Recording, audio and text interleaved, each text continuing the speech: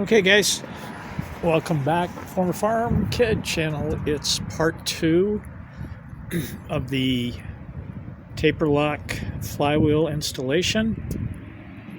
This is actually my second attempt. The first attempt at putting the flywheel on was a total disaster. It stayed on the crankshaft for about, 10 minutes and worked itself right off.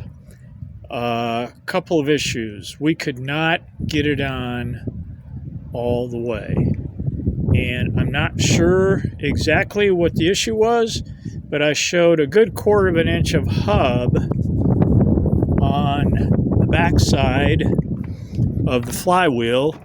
It would be the part back behind here, which means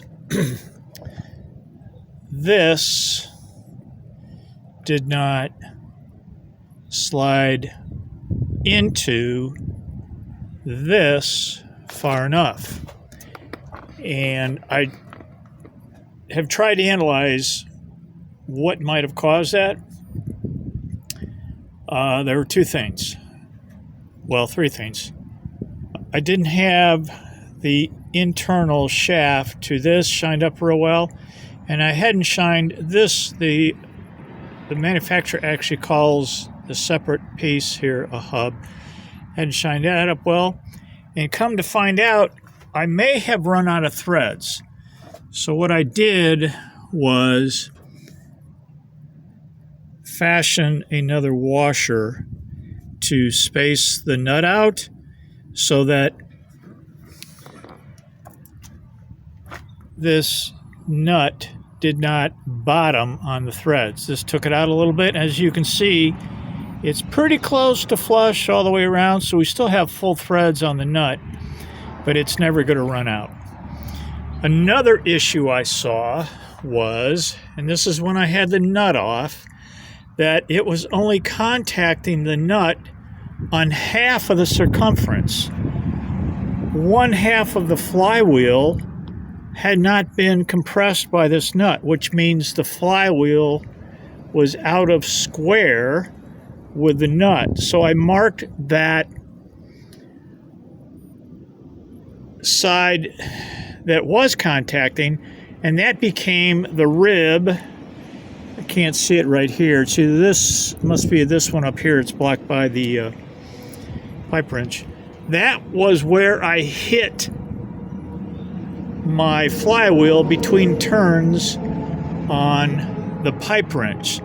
So that drove that flywheel back to square, which helped it go on farther. Between those actions, my clearance now is so much better that looking at my distance between my starter gear and the ring gear is much closer. I've got maybe a 1/16 of an inch. Hard to know if the camera's really picking that up. So it actually can't go on much farther. I've done the last hit. My nephew's coming out. He's 250 pounds. He's going to do the last pull on this, and that is going to be as far, I believe, as I am going to be able to get it on.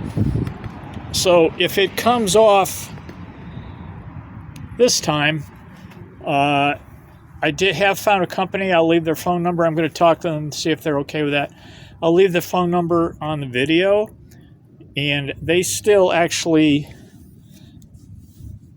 make these flywheels and will sell the hubs separately. Because this flywheel is out of square with the hub, I may need a new hub. I don't know. I have run it. I ran it for about 2 minutes. They sent me the directions as well. The directions say the hitting, the pulling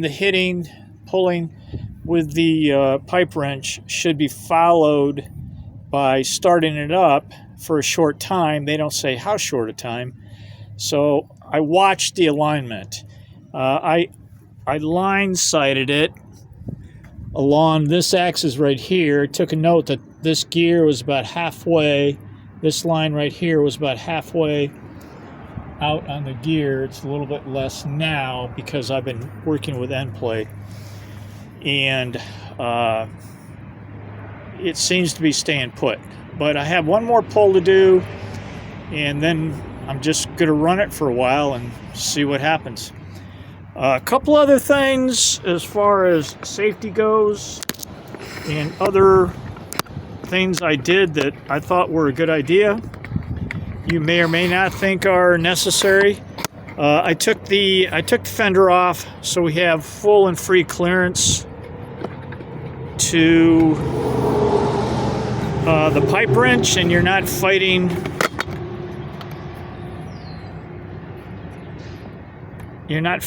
to get in between the fender and the pipe wrench.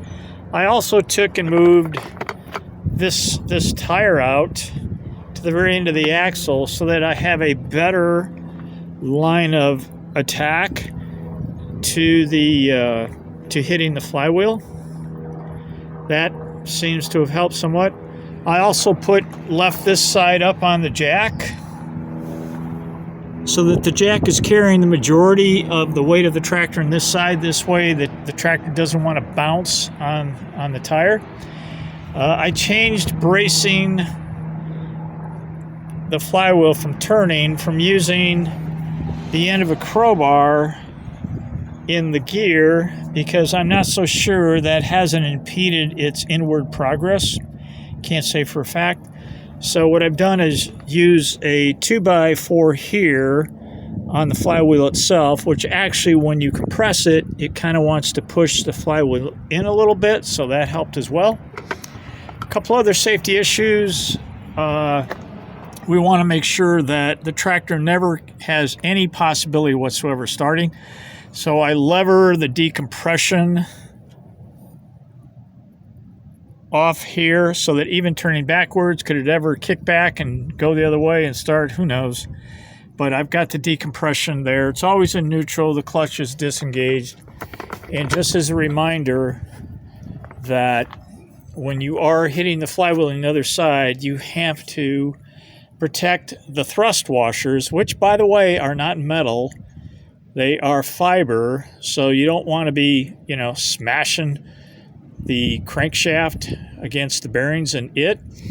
And the thing is about this jack here, if you leave it against the tire without doing something like this, Nate, this way, what will happen when you hit the crankshaft by the other end, the jack will deflect into the tire and it will rebound the crankshaft, ricochet it more or less, and you could very well do damage to your thrust washers in that way. So want to make sure you've got a good solid edge on that. So like I say, we've got one more pull here. I'll try to get that on camera, and then I'm pretty much stuck. That's as far as I can get it on. If it turns out that it does end up falling off once again or working its way off again, I'm going to order a new hub and see if perhaps I can fix it that way. A new hub is $300. The flywheel with a hub is $999 plus $200 some plus dollars for freight shipping.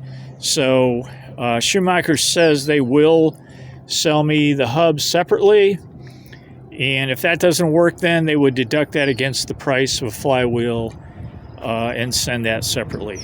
So we will see if my nephew shows up. One more pull and we'll see what happens.